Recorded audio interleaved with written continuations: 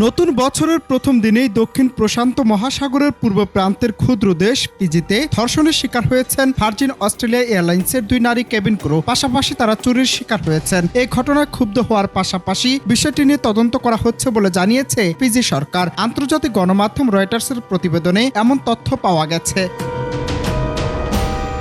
ওই গণমাধ্যমের প্রতিবেদনে বলা হয়েছে, ভার্জিন অস্ট্রেলিয়া এয়ারলাইন্সের ক্রু সদস্যদের পরদিন ফ্লাইট ছিল। এ কারণে তারা একটি হোটেলে রাত্রি যাপন করেন, কিন্তু নববর্ষের প্রথম প্রহরে তাদের মধ্যে 2 নারী ধর্ষণ ও চুরির শিকার হয়েছেন। ফিজির ভারপ্রাপ্ত পুলিশ কমিশনার জুকি ফং চিউ এক বিবৃতিতে জানিয়েছিলেন, এখন পর্যন্ত তদন্তে পাওয়া গেছে কিছু ভার্জিন ক্রু সদস্য নাদির নামে একটি নাইট ক্লাবে গিয়েছিলেন।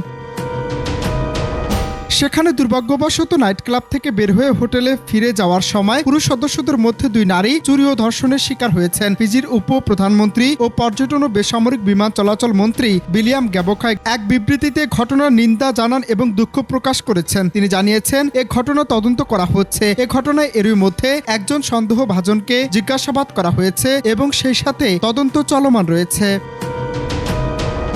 দক্ষিণ প্রশান্ত মহাসাগরীয় দ্বীপ দেশ ফিজি একটি জনপ্রিয় পর্যটন গন্তব্য।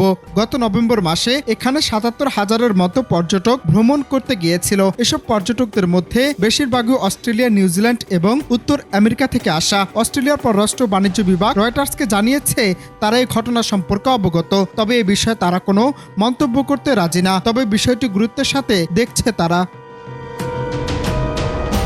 অনন্ত হাসান মাসুদ, বাংলা টিভি।